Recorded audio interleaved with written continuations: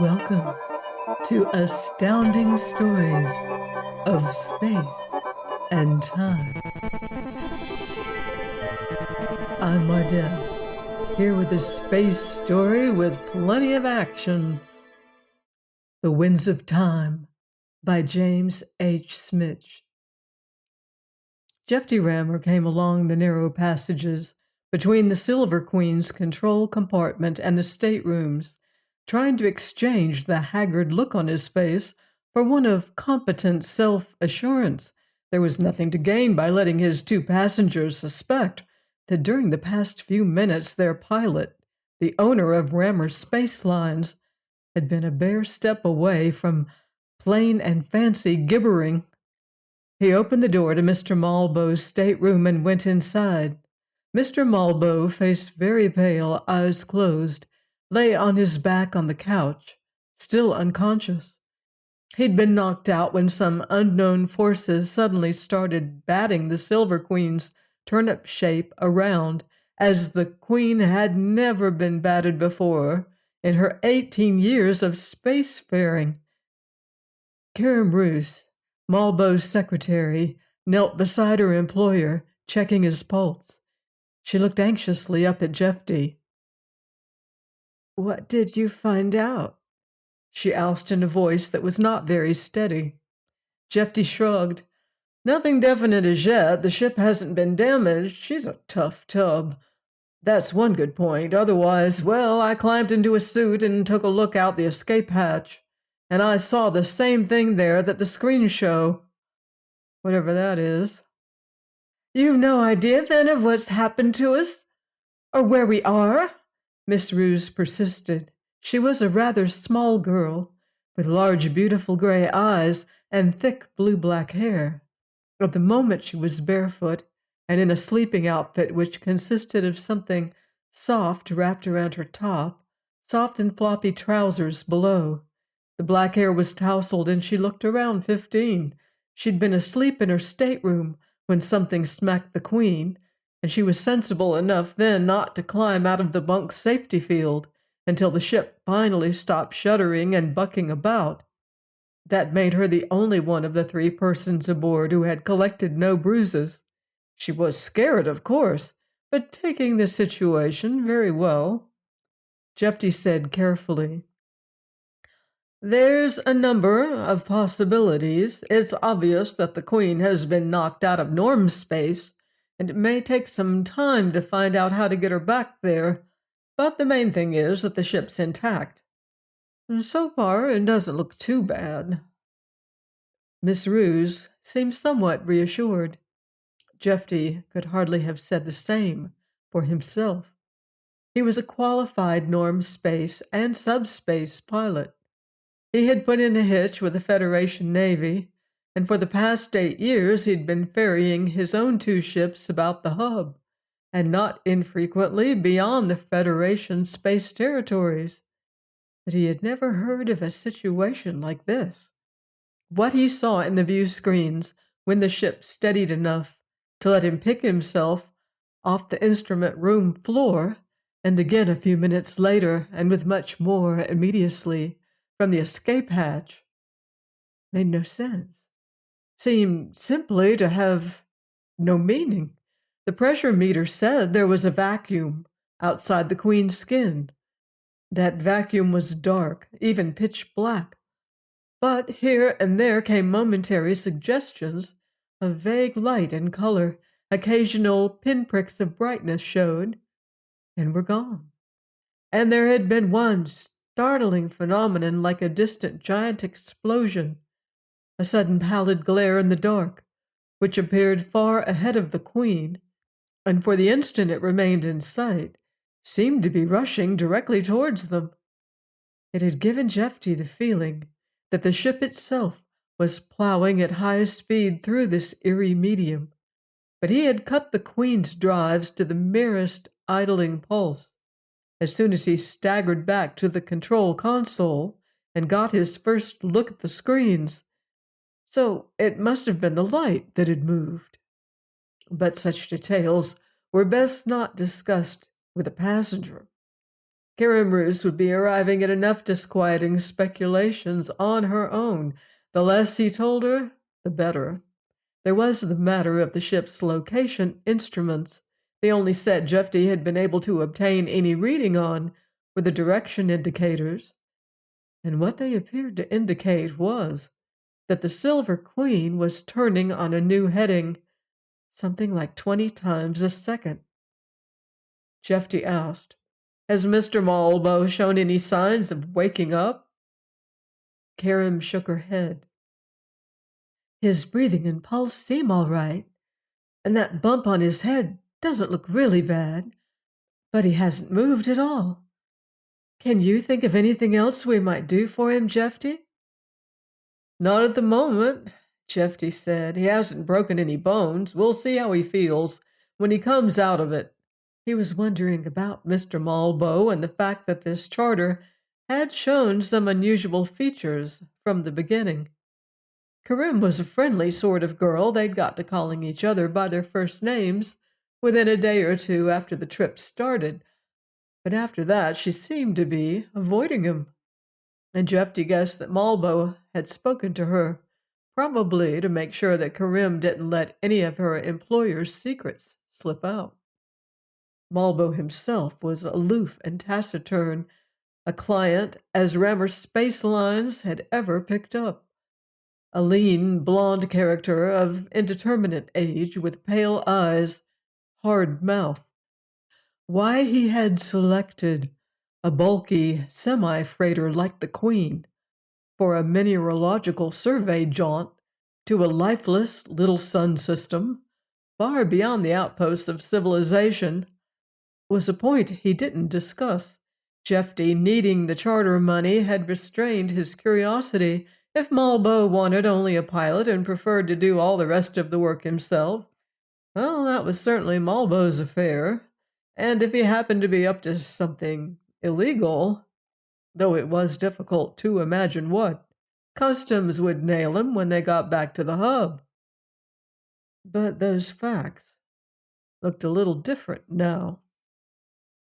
Jeffy scratched his chin and inquired, "Do you happen to know where Mr. Marlborough keeps the keys to the storage vault?" Corinne looked startled. "Why, no. I couldn't permit you to take the keys anyway while he's unconscious. You know that." Jeffy grunted. "Any idea of what he has locked up in the vault?" "You shouldn't ask me." Her eyes widened. "Why, that couldn't possibly have anything to do with what's happened." He might, Jeffy thought, have reassured her a little too much. He said, "I wouldn't know, but I don't want to just sit here and wonder about it until Marlborough wakes up. Until we're back in norm space, we'd better not miss any bets, because one thing's sure. If this has happened to anybody else, they didn't turn up again to report it. You see?" Corinne apparently did. She went pale, then said hesitantly, "Well, the sealed cases Mr. Marlborough brought out from the hub with him had some very expensive instruments in them. That's all I know. He's always trusted me not to pry into his business any more than my secretarial duties required, and of course I haven't." "You don't know, then, what it was he brought up from the moon a few hours ago, those two big cases he stowed away in the vault?" "No, I don't, Jeffy. You see, he hasn't told me what the purpose of this trip is. I only know that it's a matter of great importance to him." Corinne paused, added, "From the careful manner Mr. Marlborough handled the cases with the cranes, I had the impression that whatever was inside them must be quite heavy." "I noticed that," Jeffy said. "It wasn't much help. Well, I'll tell you something now," he went on. "I let your boss keep both sets of keys to the storage vaults because he insisted on it when he signed the charter. What I didn't tell him was that I could make up a set of duplicates any time in around half an hour." "Oh, have you?" "Not yet. but I intend to take a look at what Mr. Malbo's got in that vault now, with or without his consent. You'd better run along and get dressed while I take him up to the instrument room." "Why move him?" Karim asked. "The instrument room's got an overall safety field. I've turned it on now, and if something starts banging us around again, the room will be the safest place on the ship. I'll bring his personal luggage up too, and you can start looking through it for the keys. You may find them before I get a new set made, or he may wake up and tell us where they are." Karim Ruse gave her employer a dubious glance, then nodded and said, "I imagine you're right, Jeffy," and pattered hurriedly out of the stateroom. A few minutes later she arrived fully dressed in the instrument room. Jeffy looked around from the table shelf where he had laid out his tools and said, "He hasn't stirred. His suitcases are over there. I've unlocked them." Karim gazed at what showed in the screens about the control console and shivered slightly. She said, "I was thinking, Jeffy, isn't there something they call Space 3? "Sure, pseudo-space. That isn't where we are. There's some special-built Navy tubs that can operate in that stuff if they don't stay too long. A ship like the Queen, well, you and I and everything else in here would be frozen solid by now if we'd got sucked somehow into Space 3. "I see," Karim said uncomfortably. Jeffy heard her move over to the suitcases. After a moment, she asked, "What do the vault keys look like?" "You can't miss them if he's just thrown them in there. They're over 6 inches long." "What kind of a guy is this Malbo, a scientist?" "I couldn't say, Jeffy. He's never referred to himself as a scientist. I've had this job a year and a half. Mr. Malbo is a very considerate employer, one of the nicest men I've known, really. But it was simply understood that I should ask no questions about the business beyond what I actually needed to know for my work." "What's the business called?" "Malbo Engineering." "Big help," Jeffy observed somewhat sourly. "Those instruments he brought along, he built those himself?" "No, but I think he designed some of them. Probably most of them. The companies he had doing the actual work appeared to have a terrible time getting everything exactly the way Mr. Malbo wanted it. There's nothing that looks like a set of keys in those first two suitcases, Jeffy." "Well," Jeffy said, "if you don't find them in the others, you might start thumping around to see if he's got secret compartments in his luggage somewhere." "Oh, I do wish," Karim Ruse said uneasily, "that Mr. Malbo would regain consciousness. It seems so underhanded to be doing these things behind his back." Jeffy grunted noncommittally. He wasn't at all certain by now that he wanted his secretive client to wake up before he checked on the contents of the Queen's storage vault. 15 minutes later, Jeffy Rammer was climbing down to the storage deck in the Queen's broad stern, the newly fashioned set of vault keys clanking heavily in his coat pocket. Karim had remained with her employer, who was getting back his color, but still hadn't opened his eyes. She hadn't found the original keys. Jeffy wasn't sure. She'd tried too hard, though she seemed to realize the seriousness of the situation now, but her loyalty to Mr. Malbo could make no further difference, and she probably felt more comfortable for it. Lights went on automatically in the wide passage leading from the cargo lock to the vault as Jeffy turned into it. His steps echoed between the steel bulkheads on either side. He paused a moment before the big circular vault doors, listening to the purr of the Queen's idling engines in the next compartment. The familiar sound was somehow reassuring. He inserted the first key, turned it over twice, drew it out again, and pressed one of the buttons in the control panel beside the door. The heavy slab of steel moved sideways with a soft, hissing sound, vanished into the wall. Jeffy slid the other key into the lock of the inner door. A few seconds later, the vault entrance lay open before him. He stood still again, wrinkling his nose. The area ahead was only dimly illuminated. The shaking up of the Queen had disturbed the lighting system here. And what was that odor? Rather sharp, unpleasant. It might have been spilled ammonia. Jeffy stepped through the door into the wide, short entrance passage beyond it, turned to the right, and peered about in the semi-darkness of the vault. Two great steel cases, the ones Malbo had taken down to an airless moon surface, loaded up with something and brought back to the Queen, were jammed awkwardly into a corner, in a manner which suggested they'd slid into it when the ship was being knocked about. One of them was open and appeared to be empty. Jeffy wasn't sure of the other. In the dimness beside them lay the loose coils of some very thick, dark cable, and standing near the center of the floor was a thing that at once riveted his attention on it completely. He sucked his breath in softly, feeling chilled. He realized he hadn't really believed his own hunch. But, of course, if it hadn't been an unheard-of outside force that plucked the Queen out of Norm's space and threw her into this elsewhere, then it must be something Malbo had put on board, and that something had to be a machine of some kind. It was. About it he could make out a thin gleaming of wires, a jury-rigged safety field. Within the flimsy-looking protective cage was a double bank of instruments, some of them alive with the flicker and glow of lights.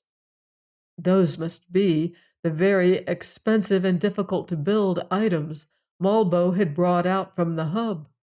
Beside them stood the machine, squat and ponderous. In the vague light it looked misshaped and discolored. A piece of equipment that had taken a bad beating of some kind, but it was functioning. As he stared, intermittent bursts of clicking noises rose from it, like the staccato of irregular gunfire. For a moment, questions raced in disorder through his mind. What was it? Why had it been on that moon? Part of another ship, wrecked now, a ship that had been at home here? Was it some sort of drive? Malbo must know. He'd known enough to design the instruments required to bring the battered monster back to life.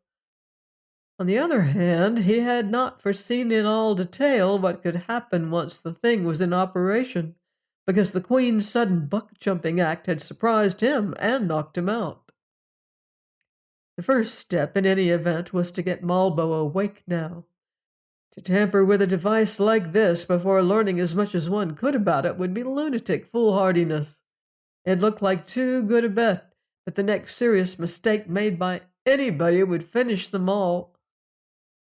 Perhaps it was only because Jeffy's nerves were on edge that he grew aware at that point in his reflections of two minor signals from his senses. One was that the smell of ammonia, which he had almost stopped noticing, was becoming appreciably stronger. The other was the faintest of sounds, a whispering suggestion of motion somewhere behind him. But here in the storage vault, nothing should have moved, and Jeffy's muscles were tensing as his head came around. Almost in the same instant he flung himself wildly to one side, stumbling and regaining his balance as something big and dark slapped heavily down on the floor at the point where he had stood. Then he was darting up through the entrance passage, turning and knocking down the lock switches on the outside door panel. It came flowing around the corner of the passage behind him as the vault doors began to slide together. He was aware mainly of swift, smooth oiling motion like that of a big snake. Then for a fraction of a second, a strip of brighter light from the outside passage showed a long, heavy wedge of a head a green metal glint of staring eyes. The doors closed silently into their frames and locked. The thing was inside. But it was almost a minute before Jeffy could control his shaking legs enough to start moving back towards the main deck. In the half-dark of the vault, it had looked like a big coiled cable lying next to the packing cases. Like Malbo, it might have been battered around and knocked out during the recent disturbance, and when it recovered, it had found Jeffy in the vault with it. But it might also have been awake all the while, waiting cunningly until Jeffy's attention seemed fixed elsewhere before launching its attack. It was big enough to have flattened him and smashed every bone in his body if the stroke had landed. Some kind of guard animal? A snake-like watchdog? What other connection could it have with the mystery machine? Perhaps Malbo had intended to leave it confined in one of those cases, and it had broken loose. Too many questions by now, Jeffy thought, but Malbo had the answers. He was hurrying up to the main deck's central passage when Malbo's voice addressed him sharply from a door he'd just passed. "Stop right there, Rammer. Don't dare to move. The voice ended on a note of surprise. Jeffy's reaction had not been too rational, but it was prompt. Malbo's tone and phrasing implied he was armed. Jeffy wasn't, but he kept a gun in the instrument room for emergencies. He'd been through a whole series of unnerving experiences, winding up with being shagged out of his storage vault by something that stank of ammonia and looked like a giant snake. To have one of the Queen's passengers order him to stand where he was topped it off. Every other consideration was swept aside by a great urge to get his hands on his gun. He glanced back, saw Malbo coming out of the half-open door, something like a 20-inch thin white rod in one hand. Then Jeffy went bounding on along the passage, hunched forward, zigzagging from wall to wall, to give Malbo, if the thing he held was a weapon, and he actually intended to use it, as small and erratic a target as possible. Malbo shouted angrily behind him. Then as Jeffy came up to the next cross passage, a line of white fire seared through the air across his shoulders and smashed up the passage wall. With that, he was around the corner and boiling mad. He had no great liking for gunfire, but it didn't shake him, like the silently attacking beast in the dark storage had done. He reached the deserted instrument room. Not many seconds later, had his gun out and cocked, and was faced backwards toward the passage by which he had entered. Malbo, if he had pursued without hesitation, should be arriving by now. But the passage stayed quiet.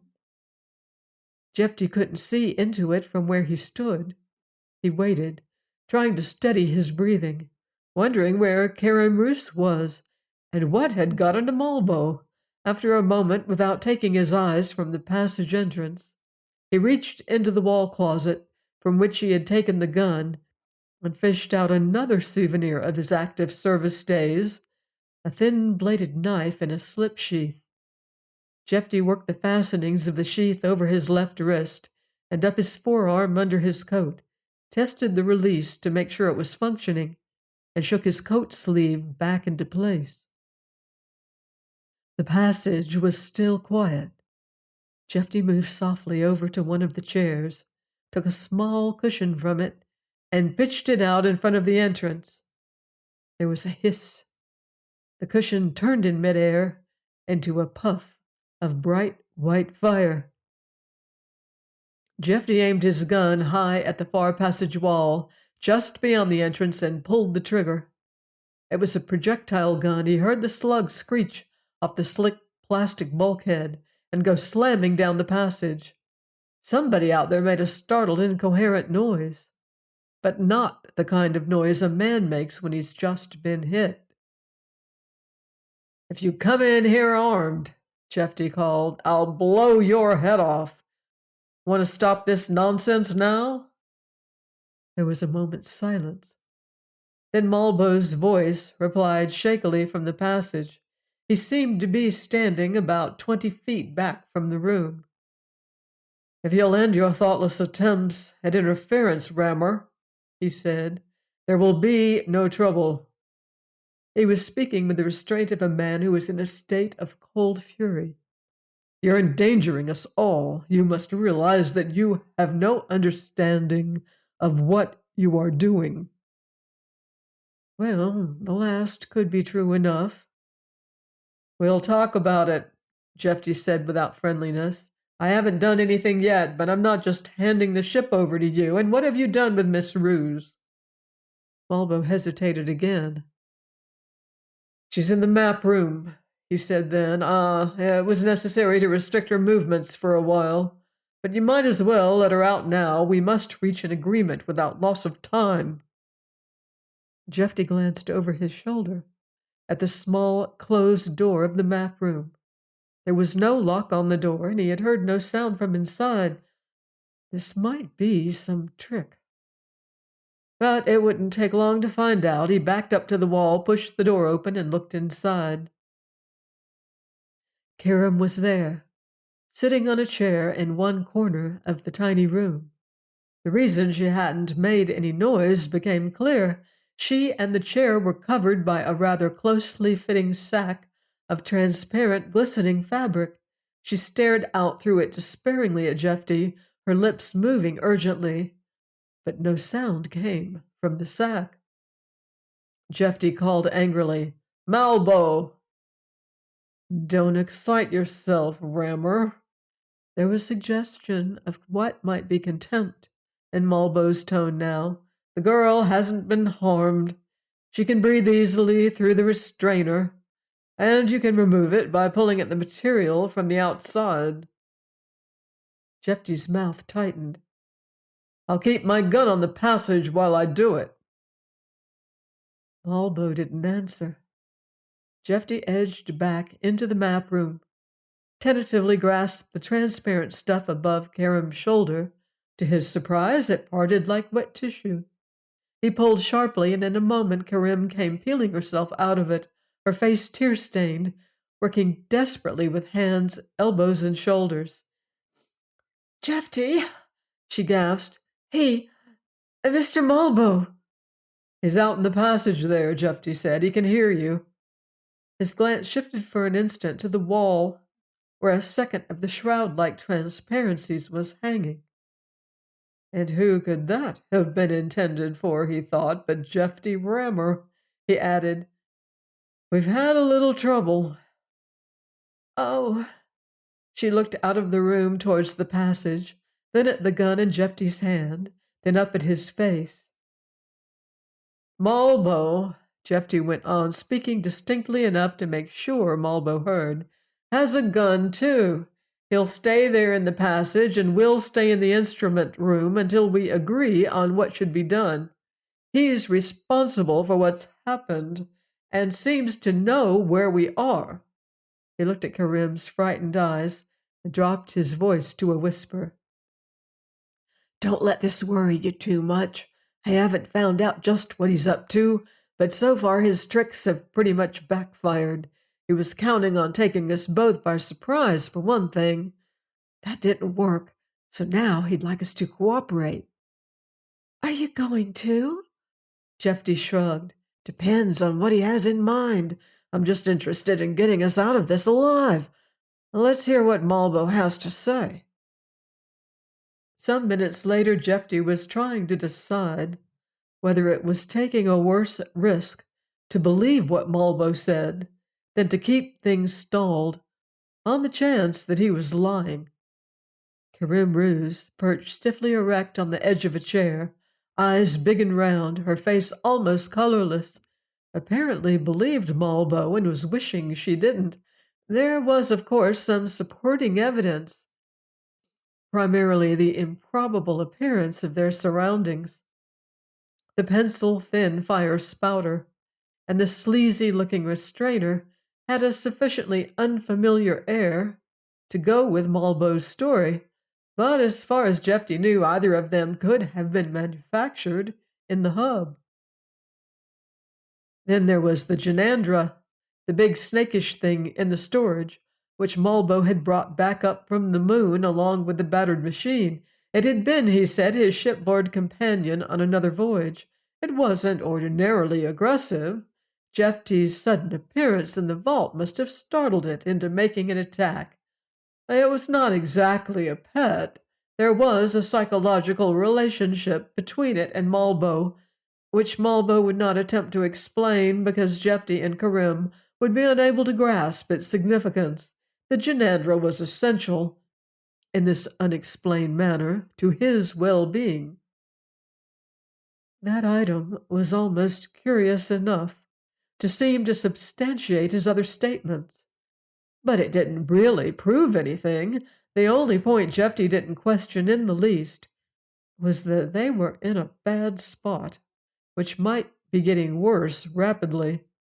His gaze shifted back to the screens. What he saw out there, surrounding the ship, was, according to Malbo, an illusion of space created by the time flow in which they were moving. Also, according to Malbo, there was a race of the future, human in appearance, with machines to sail the current of time through the universe, to run and tack with the winds of time, dipping in and out of the norm space of distant periods and galaxies as they chose. Malbo, one of the explorers, had met disaster 1,000,000 light years from the home of his kind, centuries behind them, his vehicle wrecked on an airless moon with damaged control unit and shattered instruments. He had made his way to a human civilization to obtain the equipment he needed and returned at last with a Silver Queen to where the Time Sailor lay buried. Jefty's lip curled. No, he wasn't buying all that just yet, but if Malbo was not lying, then the unseen stars were racing past, the mass of the galaxy beginning to slide by eventually to be lost forever beyond a black distance no space drive could span.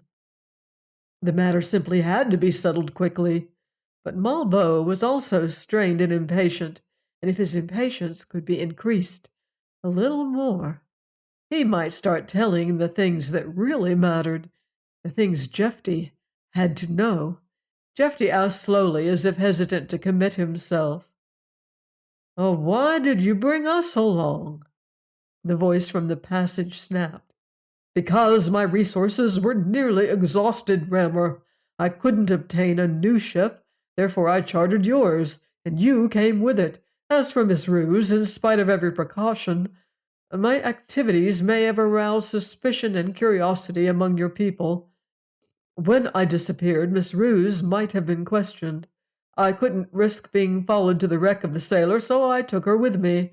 And what does that mean against what I have offered you, the greatest adventure, followed, I give you my solemn word, by a safe return to your own place and time, and the most generous compensations for any inconvenience you may have suffered?" Karim, looking up at Jefty, shook her head violently. Jefty said, "We find it difficult to take you on trust now, Malbo. Why do you want to get into the instrument room?" Malbo was silent for some seconds. Then he said, "As I told you, this ship would not have been buffeted about during the moments of transfer if the control unit were operating with complete efficiency. Certain adjustments will have to be made in the unit, and this should be done promptly." "Where do the ship instruments come in?" Jefty asked. "I can determine the nature of the problem from them. When I was stranded, the unit was seriously damaged.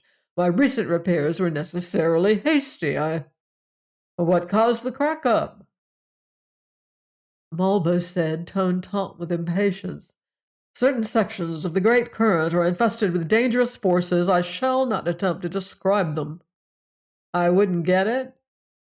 "I don't pretend to understand them very well myself, Rammer. They are not life, but show characteristics of life, even of intelligent life, if you can imagine radiant energy being capable of conscious hostility." There was a chill. at the back of Jeffy's neck. A big, fast-moving light? Yes, sharp concern showed suddenly in the voice from the passage. When did you see that?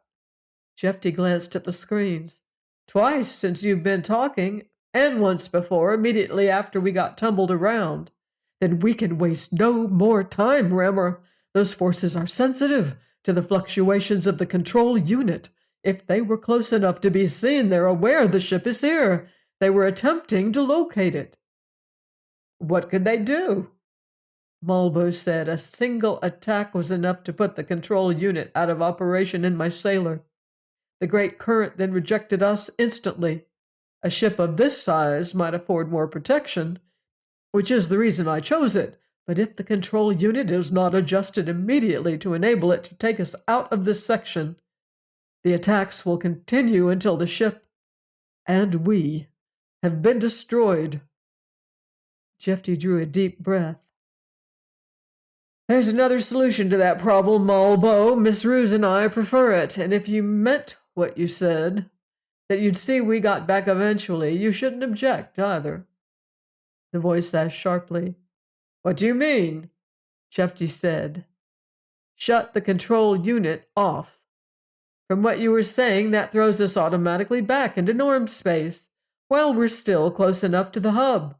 You'll find plenty of people there who'll stake you to a trip to the future, if they can go along and are convinced they'll return. Miss Ruse and I don't happen to be that adventurous. There was silence from the passage. Jeffy added, Take your time, make up your mind about it if you want to. I don't like the idea of those lights hitting us, but neither do you. And I think I can wait this out as well as you can. The silence stretched out. Presently, Jeffy said, If you do accept, slide that fire-shooting device of yours into the room before you show up. We don't want accidents. He paused again. Karim was chewing her lips, hands clenched into small fists in her lap. Then Malbo answered, voice flat and expressionless now. The worst thing we can do at present, he said, is to prolong a dispute about possible courses of action. If I disarm, will you lay aside your gun? Yes. Then I accept your conditions, disappointing as they are. He was silent. After a moment, Jeffy heard the white rod clatter lightly along the floor of the passage. It struck the passage wall, spun off it, and rolled into the instrument room, coming to rest a few feet away from him. Jeffy hesitated, picked it up and laid it on the wall table. He placed his own gun beside it, moved a dozen steps away. Karim's eyes followed him anxiously. Jeffy, she whispered, he might. Jeffy looked at her, formed the words, It's all right, with his mouth, and called, Guns have been put aside, Malbo. Come on in and let's keep it peaceable. He waited, arms hanging loosely at his side, heart beating heavily, as quick footsteps came up the passage. Malbo appeared at the entrance, glanced at Jeffy and Karim, then about the room. His gaze rested for a moment on the wall table, shifted back to Jeffy. Malbo came on into the room, turning towards Jeffy, mouth twisting. He said softly, It is not our practice, Rammer, to share the secrets of the great current with other races. I hadn't foreseen that you might become a dangerous nuisance. But now, his right hand began to lift, half closed about some small golden instrument. Jeffy's left arm moved back and quickly forwards. The knife slid out of its sheath and up from his palm as an arrow of smoky blackness burst from the thing in Malbo's hand. The blackness came racing with a thin snarling noise across the floor towards Jeffy's feet. The knife flashed above it, turning, and stood hilt deep in Malbo's chest. Jeffy returned a few minutes later from the forward cabin which served as the Queen's sick bay, and said to Karim, "He's still alive, though I don't know why. He may even recover. He's full of anesthetic, and that should keep him quiet till we're back in norm space. Then I'll see what we can do for him." Karim had lost some of her white, shocked look while he was gone. "You knew he would try to kill you?" she asked shakily. "I suspected he had it in mind. He gave in too quick. But I thought I'd have a chance to take any gadget he was hiding away from him first. I was wrong about that. Now we'd better move fast." He switched the emergency check panel back on, glanced over the familiar patterns of lights and numbers.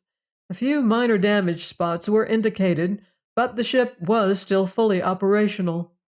One minor damage spot, which did not appear on the panel, was now to be found in the instrument room itself, in the corner on which the door of the map room opened.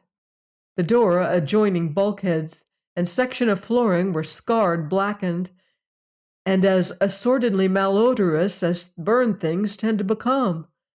That was where Jeffy had stood when Malbo entered the room, and if he had remained there an instant after letting go of the knife, he would have been in very much worse condition than the essentially fireproof furnishings. Both Malbo's weapons, the white rod lying innocently on the wall table, and the round golden device, which had dropped from his hands spitting darts of smoking blackness, had blasted unnervingly away into that area for almost 30 seconds after Malbo was down and twisting about on the floor. Then he went limp, and the firing instantly stopped. Apparently Malbo's control of them had ended as he lost consciousness. It seemed fortunate that the sick bay's cabin's emergency treatment accessories, gentle as their action was, might have been designed for the specific purpose of keeping the most violent of prisoners immobilized, let alone one with a terrible knife wound in him, at the angle along which the knife had driven in and up below the ribs. An ordinary man would have been dead in seconds, but it was very evident now that Malbo was no ordinary man, and even after the eerie weapons had been pitched out of the ship through the instrument room's disposal tube, Jeffy couldn't rid himself of an uncomfortable suspicion that he wasn't done with Malbo yet. Wouldn't be done with him, in fact, until one or the other of them was dead. He said to Karim, "I thought the machine Malbo set up in the storage vault would turn out to be some drive engine, but apparently it has an entirely different function." He connected it with the instruments he had made in the hub, and together they form what he calls a control unit. The emergency panel would show if the unit were drawing juice from the ship. It isn't, and I don't know what powers it, but we do know now that the control unit is holding us in the time current, and it will go on holding us there as long as it's in operation. If we could shut it off, the Queen would be rejected by the current, like Malbo's sailor was. In other words, we'd get knocked back into norm space, which is what we want. And we want it to happen as soon as possible, because if Malbo was telling the truth on that point, every minute that passes here is taking us farther away from the hub, and farther from our own time towards his. Karim nodded, eyes intent on his face. "Now, I can't just go down there and start slapping switches around on the thing," Jeffy went on. "He said it wasn't working right, and even if it were, I couldn't tell what would happen. But it doesn't seem to connect up with any ship systems. It just seems to be holding us in a field of its own, so I should be able to move the whole unit into the cargo lock and eject it from there. If we ship the Queen outside its field, that should have the same effect as shutting the control unit off. It should throw us back into norm space." Karim nodded again. "What about Mr. Malbo's Janandra animal?" Jeffy shrugged. "Depends on the mood I find it in. He said that it wasn't usually aggressive. Maybe it isn't. I'll get into a spacesuit for protection and break out some of the mining equipment to move it along with. If I can maneuver it into an empty compartment where it will be out of the. He broke off, expression changing, eyes fastened on the emergency panel.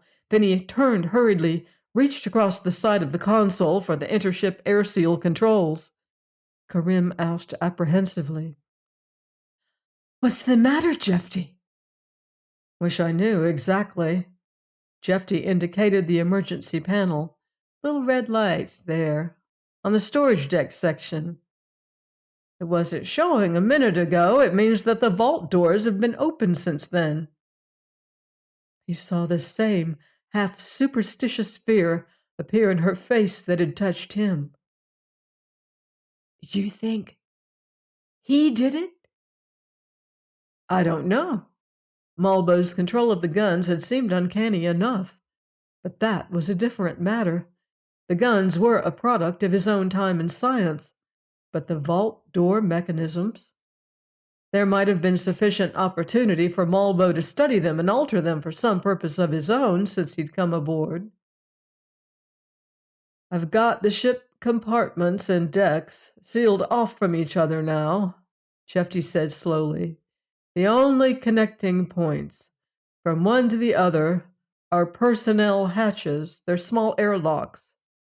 So the Janandra's confined to the storage deck. If it's come out of the vault, it might be a nuisance until I can get equipment to handle it, but that isn't too serious.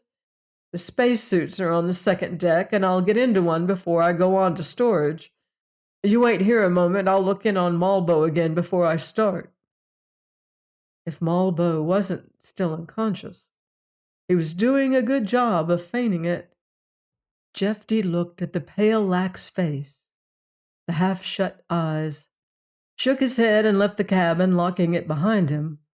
It mightn't be Malbo's doing, but having the big snake loose in the storage could, in fact, make things extremely awkward now.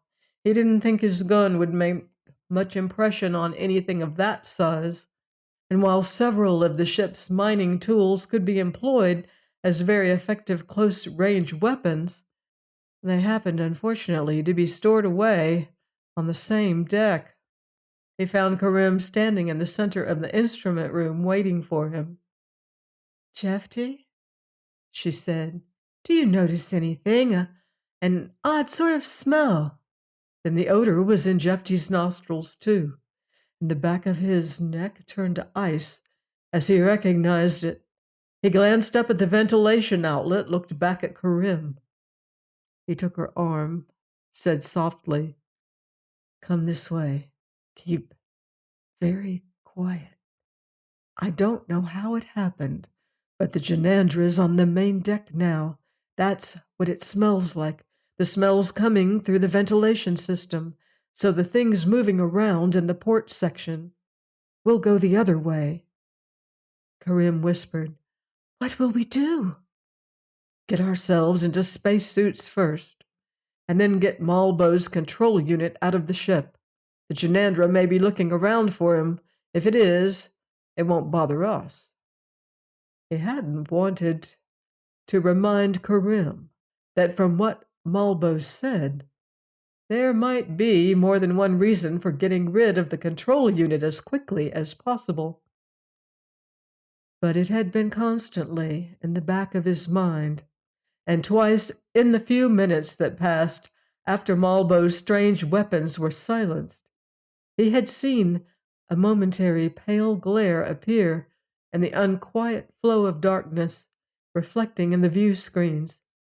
Jeffy had said nothing because if it was true that hostile forces were alert and searching for them here, it added to their immediate danger, but not at all to the absolute need to free themselves from the inexorable rush of the great current before they were carried beyond hope of return to their civilization.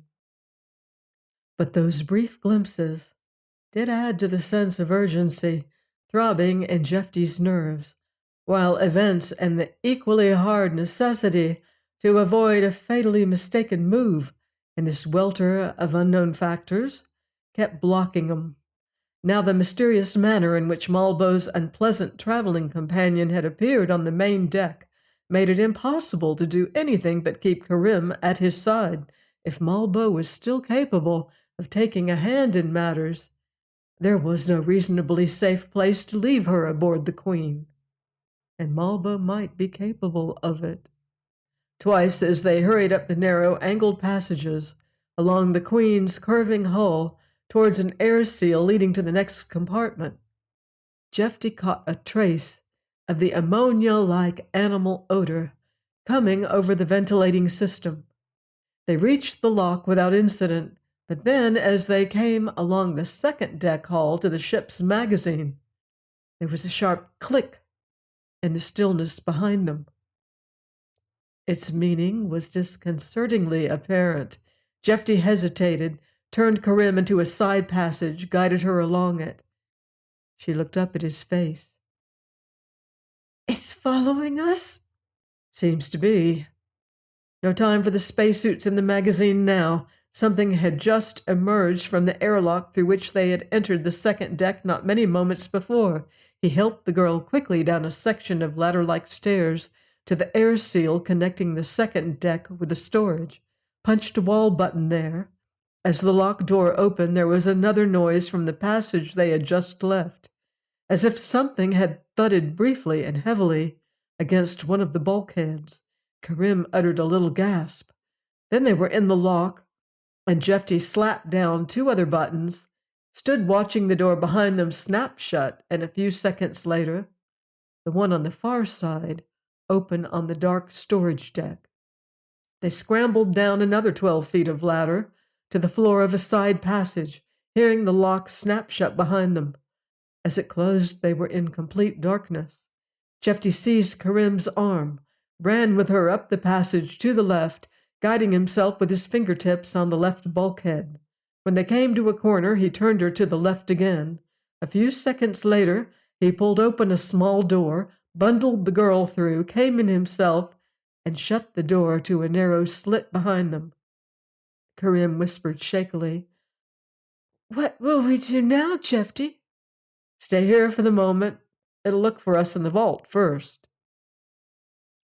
And it should go to the storage vault first, where it had been guarding Malbo's machine, to hunt for them there. But it might not. Jeffy eased the gun from his pocket on the far side of Karim. Across the dark compartment was another door. They could retreat a little farther here if it became necessary, but not very much farther. They waited in silence that was complete, except for their unsteady breathing and the distant, deep pulse of the Queen's throttled-down drives. He felt Karim trembling against him. How did Malbo's creature move through the air seal locks? The operating mechanism were simple. A dog might have been taught to use them, but a dog had paws. There came the soft hiss of the opening lock, the faintest shimmer of light to the right of the passage mouth he was watching through the door. A heavy thump on the floor below the locks followed, then a hard click as the door closed, and complete darkness returned. The silence resumed. Seconds dragged on. Jeffy's imagination pictured the thing waiting, its great wedge-shaped head raised as its senses probed the dark about it for a sign of the 2 human beings. Then a vague rushing noise began, growing louder as it approached the passage mouth, crossing it, receding rapidly again to the left. Jeffy let his breath out slowly, eased the door open, and stood listening again. Abruptly, there was reflected light in the locked passage, coming now from the left. He said in a whisper, "It's moving around in the main hall, Karim. We can go the other way now, but we'll have to be fast and keep quiet. I've thought of how we can get rid of that thing." The cargo lock on the storage deck had 2 inner doors. The one which opened into the side of the vault hall was built to allow passage of the largest chunks of freight the Queen was likely to be burdened with. It was almost 30 feet wide and 20 high. The second door was just large enough to let a man in a spacesuit climb in and out the side of the lock without using the freight door. It opened on a tiny control cubicle from which the lock's mechanisms were operated during loading processes. Jeffy let Karim and himself into the cubicle from one of the passages, steered the girl through the pitch blackness of the little room to the chair before the control panel, and told her to sit down. He groped for a moment at the side of the panel, found a knob, and twisted it. There was a faint click. A scattering of pale lights appeared suddenly on the panel. A dark view screen set at a tilt above them, reflecting their gleam. Jeffy explained in a low voice. Left side of that screen covers the lock. Right one covers the big hall outside. No lights in either at the moment, so you don't see anything.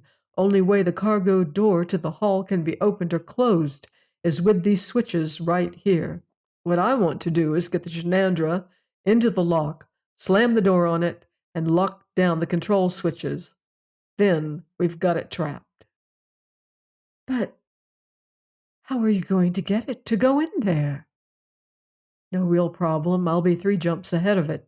Then I duck back up into this cubicle and lock both doors, and it'll be inside the lock. You have the picture now?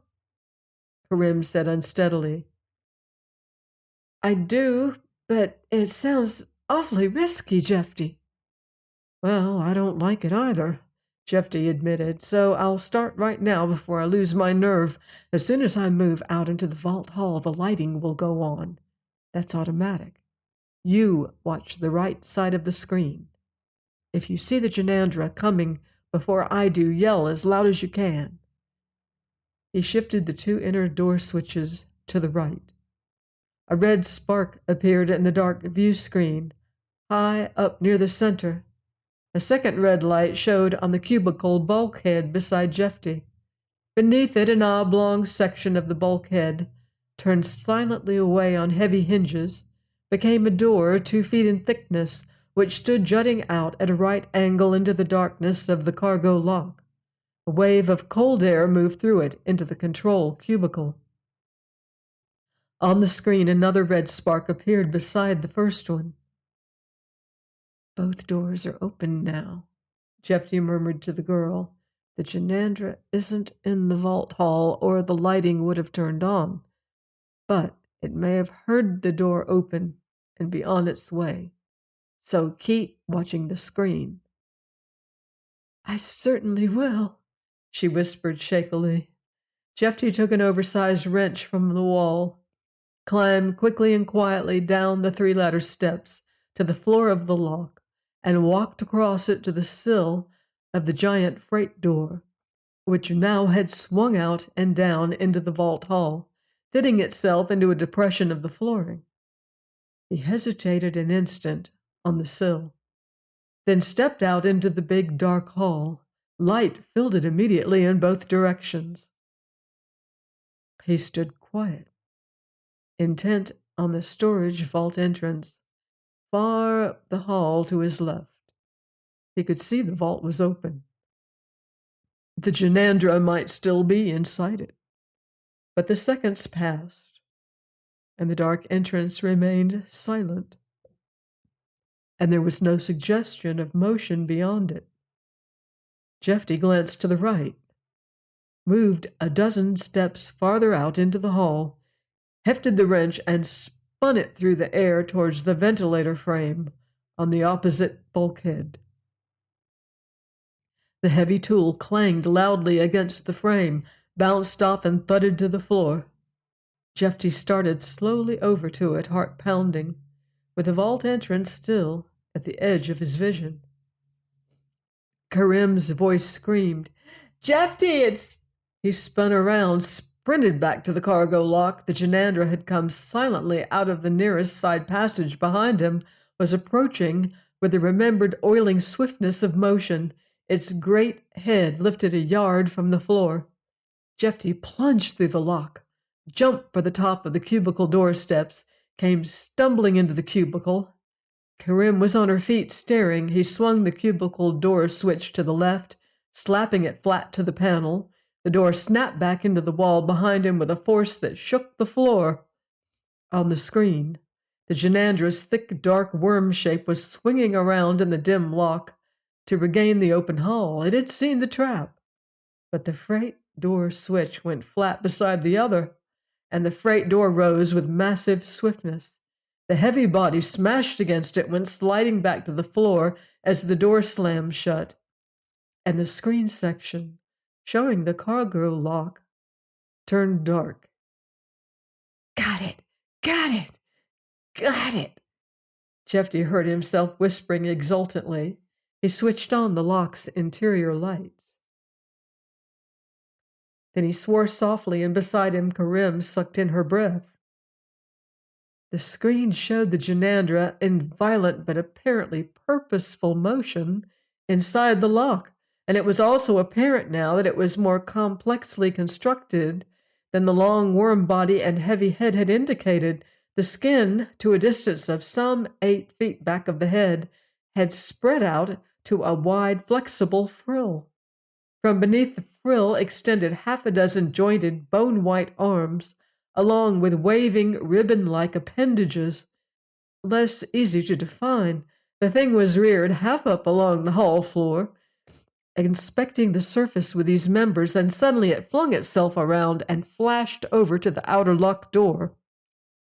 3 arms shot out, wiry fingers caught the 3 spin locks simultaneously, began to whirl them. Jeffy said, staring, "Karim, it's going to—" The Genandra didn't. The motion checked suddenly and was reversed. The locks drew tight again. The Genandra swung back from the door, lifting half its length upwards, big head weaving about as it inspected the tool racks overhead. An arm reached suddenly, snatched something from one of the racks. Then the thing turned again, and in the next instant its head filled the view screen. Karim made a choked sound of fright, jerking back against Jeffy. The bulging metal green eyes seemed to stare directly at them, and the screen went black. Karim whispered, "What happened, Jeffy?" Jeffy swallowed, said, "It smashed the view pickup. Must have guessed we were watching and didn't like it." He added, "I was beginning to think Malbo must be some kind of Superman, but it wasn't any remote control magic of his that let the Genandra out of the vault and opened the intership locks when it came up to the main deck and followed us down again. It was doing all that for itself. It's Malbo's partner, not his pet, and it's probably got at least as good a brain as anyone else on board behind that ugly face." Karim moistened her lips. Could it get out again?" "Into the ship?" Jeffy shook his head decidedly. It could dump itself out on the other side, and it almost did before it realized where it was and what it was about to do. But the interlock doors won't open until someone opens them right on this panel. Nope, thing is safely trapped. On the other hand, Jeffy realized that he would not now be able to bring himself to eject the Genandra out of the cargo lock and into the great current. Its intentions, obviously, hadn't been friendly, but its level of intelligence was as good as his own, and perhaps somewhat better, and at present it was helpless. To dispose of it as he'd had in mind would therefore be the cold-blooded murder of an equal. But so long as that ugly and formidable shipmate of Malbo stayed in the cargo lock, the lock couldn't be used to get rid of the control unit in the vault. A new solution presented itself while Jeffy was making rapid and rather desperate mental reviews of various heavy-duty tools which might be employed as weapons to force the Genandra into submission and haul it off for confinement elsewhere in the ship. Not impossible, but a highly precarious and time-consuming operation at best. Then another thought occurred. The storage vault lay directly against the hull of the Queen. How long to cut through the hull? The ship's mining equipment was on board and the tools were self-powered. climb into a spacesuit, empty the air from the entire storage deck, leaving the Janandra imprisoned in the cargo lock, with Malbo incapacitated in sick bay, and Karim back in the control compartment and also in a suit for additional protection. Then, cut ship's power to this deck to avoid complications with the Queen's involved circuitry and work under space conditions. Half an hour, if he hurried. Shouldn't take more than another 10 minutes, he informed Karim presently over the suit's intercom. I'm very glad to hear it, Jeffy. She sounded shaky. Anything going on in the screens? He asked. She hesitated a little, said, No, not at the moment. Jeffy grunted, blinked sweat from his eyes, and took hold of the hand grips of the heavy mining cutter again, turning it nose down towards the vault floor. The guide light found the point he was working on, and the slice beam stabbed out, began nibbling delicately away to extend the curving line it had eaten through the Queen's thick skin.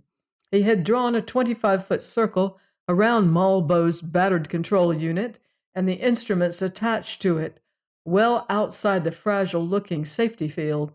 The circle was broken at 4 points where he would plant explosives. The explosives, going off together, would shatter the connecting links with the hull and throw the machine clear. If that didn't release them immediately from its influence, he would see what putting the Queen's drives into action would do. Jeffy? Karim's voice asked. Uh-huh. He could hear her swallow over the intercom. Those lights are back now. How many? 2, Karim said. I think they're only 2. They keep crossing back and forth in front of us. She laughed nervously. It's idiotic, of course, but I do get the feeling they're looking at us. Jeffy said hesitantly, Everything's set, but I need another minute or two to get this last connection whittled down a little more. If I blow the charge too soon, it mightn't take the gadget clean out of the ship. Karim said, I know. I'll just watch. They just disappeared again. Her voice changed. Now there's something else. What's that? You said to watch the cargo lock lights on the emergency panel. Yes. The outer door lock has just been opened. What? It must have been. The light started blinking red just now as I was looking at it. Jeffy was silent a moment, his mind racing. Why would the Janandra open the lock? From what Malbo had said, it could live for a while without air, but it still could gain nothing but eventual death from leaving the ship. Unless, Jeffy thought, the Janandra had become aware in some way that he was about to blow their machine out of the Queen. There were grappling lines in the cargo lock, and if 4 or 5 of those lines were slapped to the circular section of the hull he'd loosened. Karim, he said. Yes? I'm going to blow the deal right now. Got your suit snapped to the wall braces like I showed you? Yes, Jeffy. Her voice was faint but clear. He turned the cutter away from the line it had dug, sent it rolling off towards the far wall. He hurried around the circle, checking the 4 charges, lumbered over to the vault passage, stopped just around the corner. He took the firing box from his suit. Ready, Karim? He opened the box. Ready. Here goes. Jeffy reached into the box, twisted the firing handle. Light flared in the vault. The deck shook below him. He came stumbling out from behind the wall. Malbo's machine and its stand of instruments had vanished. Where it had stood was a dark circular hole. Nothing else seemed to have happened. Jeffy clumped hurriedly over to the mining cutter, swung it around, started more cautiously back towards the hole. He didn't have the faintest idea what would come next. But a definite possibility was that he would see the Janandra's dark form flowing up over the rim of the hole. Letting it run into the cutter beam might be the best way to discourage it from re-entering the Queen. Instead, a dazzling brilliance suddenly blotted out everything. The cutter was plucked from Jeffy's grasp. Then he was picked up, suit and all, and slammed up towards the vault ceiling. He had a feeling that inaudible thunders were shaking the ship. He seemed to be rolling over and over along the ceiling. At last the suit crashed into something which showed a total disinclination to yield, and Jeffy blacked out. The left side of his face felt pushed out of shape. His left eye wasn't functioning too well, and there was a severe pulsing ache throughout the top of his head. But Jeffy felt happy. There were a few qualifying considerations. Of course, he pointed out to Karim, all we can really say immediately is that we're back in norm space and somewhere in the galaxy. She smiled shakily. Isn't that saying quite a lot, Jeffy? It's something. Jeffy glanced around the instrument room. He had placed an emergency light on the console, but except for that, the control compartment was in darkness. The renewed battering the Queen had absorbed had knocked out the power in the forward section. The view screens were black, every instrument dead. But he'd seen the stars of norm space through the torn vault floor. It was something. We might have the light that slugged us to thank for that, he said. I'm not sure just what did happen there, but it could have been Malbo's control unit it was attacking, rather than the ship. Malbo said the lights were sensitive to the unit. At any rate, we're here, we're rid of the gadget, and of the Janandra. He hesitated. I just don't feel that you should get your hopes too high. We may find out we're a very long way from the hub. Karim's large eyes showed a degree of confidence which made him almost uncomfortable. If we are, she said serenely, you'll get us back somehow. Jeffy cleared his throat. Well, we'll see. If the power shut-off is something the Queen's repair scanners can handle, the instruments will come back on any minute. Give the scanners 10 minutes, and if they haven't done it by that time, they can't do it, and I'll have to play repairman. Then with the instruments working, we can determine exactly where we are. Unless, he told himself silently, they'd wound up in a distant cluster, never penetrated by the Federation's mapping teams. And there was the other little question of where they were now in time. But Karim looked rosy with relief, and those details could wait. He took up another emergency light, switched it on, and said, I'll see how Malbo is doing while we're waiting for the power. If the first aid treatment has pulled him through so far, the autosurgeon probably can fix him up. Karim's face suddenly took on a guilty expression. I forgot all about Mr. Malbo. She hesitated. Should I come along? Jeffy shook his head. I won't need help. And if it's a case for the surgeon, you wouldn't like it. Those things work painlessly, but it gets to be a mess for a while. He shut off the light again when he reached the sick bay, which was running on its independent power system.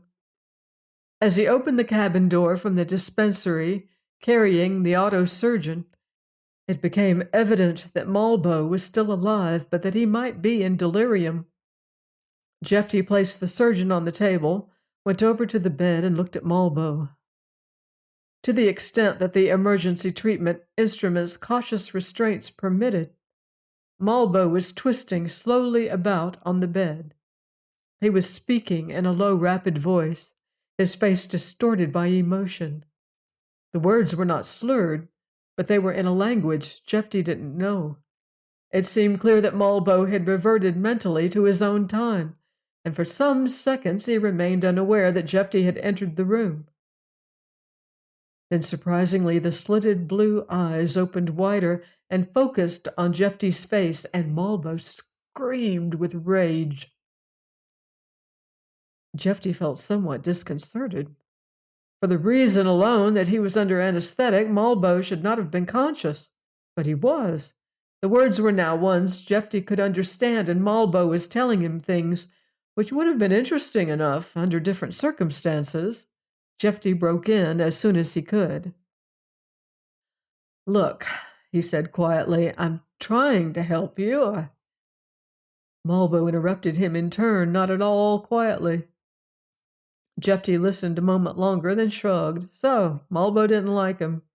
He couldn't say honestly that he'd ever liked Malbo much, and what he was hearing made him like Malbo considerably less. But he would keep the man from the future alive, if he could. He positioned the autosurgeon behind the head of the bed to allow the device to begin its analysis, stood back at its controls where he could both follow the progress it made and watch Malbo without exciting him further by remaining within his range of vision. After a moment, the surgeon shut off the first aid instruments and made unobtrusive use of a heavy tranquilizing drug. Then it waited. Malbo should have lapsed into passive somnolence 30 seconds afterwards, but the drug seemed to produce no more effect on him mentally than the preceding anesthetic. He raged and screeched on. Jeffy watched him uneasily, knowing now that he was looking at insanity. There was nothing more he could do at the moment. The autosurgeon's decisions were safer than any non-professional's guesswork, and the surgeon continued to wait. Then abruptly, Malbo died. The taut body slumped against the bed, and the contorted features relaxed. The eyes remained half open, and when Jeffy came around to the side of the bed, they still seemed to be looking up at him, but they no longer moved. A thin trickle of blood started from the side of the slack mouth and stopped again. The control compartment was still darkened and without power when Jeffy returned to it. He told Karim briefly what had happened and added, "I'm not at all sure now he was even human. I'd rather believe he wasn't."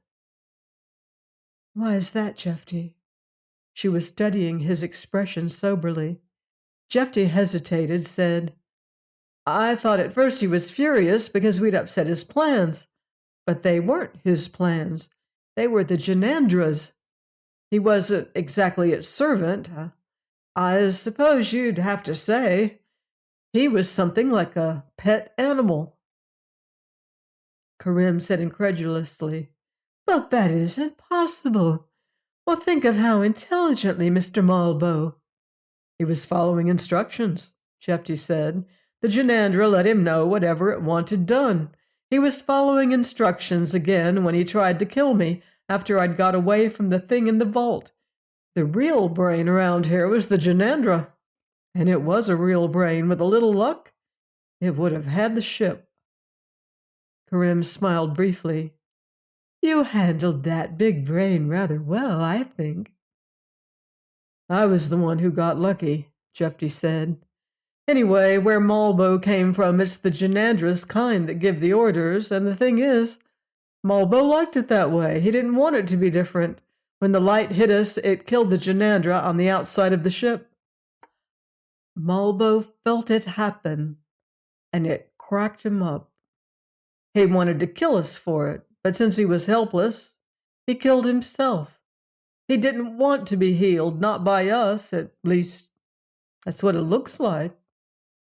He shrugged, checked his watch, climbed out of the chair. "Well," he said, "the 10 minutes I gave the Queen to turn the power back on are up. Looks like the old girl couldn't do it, so I'll—" The indirect lighting system in the instrument room went on silently. The emergency light flickered and went out. Jeffy's head came around. Karim was staring past him at the screens, her face radiant.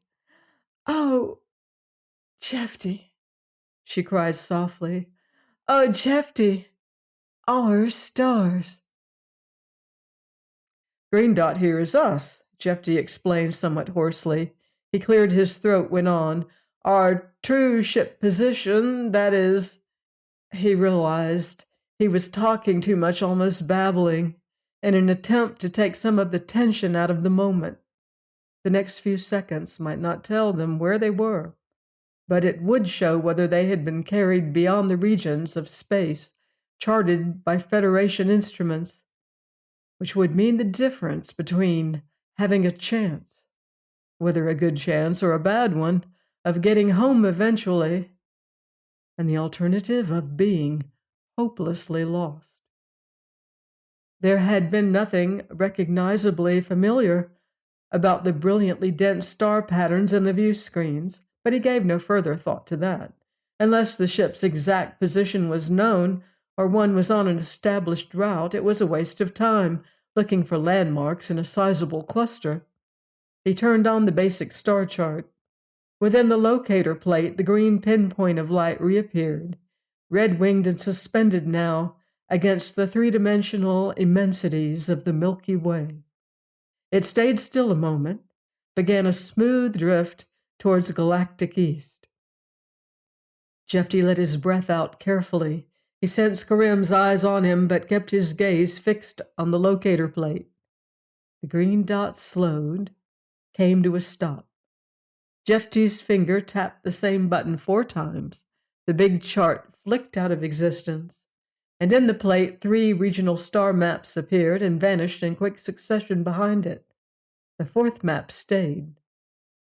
For a few seconds, the red circled green spark was not visible here. Then it showed at the eastern margin of the map, came gliding forwards and to the left, slowed again, and held steady. Now the star map began to glide through the locator plate, carrying the fixed green dot with it. It brought the dot up to dead center point in the locator plate and stopped. Jeffy slumped a little. He rubbed his hands slowly down his face and muttered a few words. Then he shook his head. "Jeffy," Karim whispered, "what is it? Where are we?" Jeffy looked at her. "After we got hauled into that time current," he said hoarsely, "I tried to find out which way in space we were headed. The direction indicators over there seemed to show we were trying to go everywhere at once. You remember Malbo's control unit wasn't working right, needed adjustments. Well, all those little impulses must have pretty well canceled out. Because we weren't taken really far. In the last hour and a half, we've covered roughly the distance the Queen could have gone on her own in, say, 30 days. Then we're home, Jeffy said simply. It's ridiculous. Other side of the hub from where we started. He nodded at the plate. Eastern hub quadrant, section 6-8. The G2 behind the green dot, that's the Evely system. We could be putting down at Evely Interstellar 3 hours from now if we wanted to. Karim was laughing and crying all together. Oh, Jeffy, I knew you would. Fat lot of good I had to do with it. Jeffy leaned forward suddenly, switched on the transmitter. And now, let's pick up a live newscast. There's something else His voice trailed off. The transmitter screen lit up with a blurred jumble of print, colors, a muttering of voices, music, and noises. Jeffy twisted a dial. The screen cleared and showed a newscast headline sheet. Jeffy blinked at it, glanced sideways at Karim, grimaced. "The something else," he said, his voice a little strained, "was something else I was also worried about. Looks like I was more or less right." "Why? What's wrong?"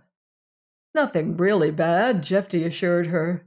He added, "I think that take a look at the Federation dateline." Karim peered at the screen and frowned. "But, why, that's almost—" "That," Jeffy said, "or rather this, is the day after we started out from the hub, headed roughly galactic west. 3 weeks ago, we'd be just past Mayim." He knuckled his chin. Interesting thought, isn't it? Karim was silent for long seconds. Then they, are we? Oh, they're us all right, Jeffy said. They'd have to be, wouldn't they? I suppose so. It seems a little confusing. But I was thinking if you send them a transmitter call. Jeffy shook his head. The Queen's transmitter isn't too hot, but it might push a call as far as Everly. Then we could arrange for a ComWeb link up there in another 10 minutes or so. But I don't think we'd better. Why not? Karim demanded. Because we got through it all safely. So we're going to get through it all safely. But if we receive that message now and never go on to Malbo's moon, you see, there's no way of knowing just what would happen. Karim looked hesitant, frowned. I suppose you're right, she agreed reluctantly at last. So, Mr. Malbo will have to stay dead now, and that Janandra. After a moment, she added pensively, Of course, they weren't really very nice. Jeffy shivered. One of the things he'd learned from Malbo's ravings was that the real reason he and Karim had been taken along on the trip. He didn't feel like telling Karim about it just yet, but it had been solely because of Malbo's concern for his master's creature comforts.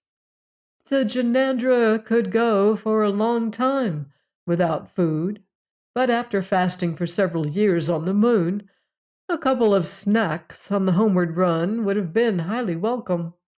And the Janandra was a gourmet. It much preferred, as Malbo well knew, to have its snacks still wriggling fresh as it started them down its gullet. No, Jeffy said, I couldn't call either of them really nice.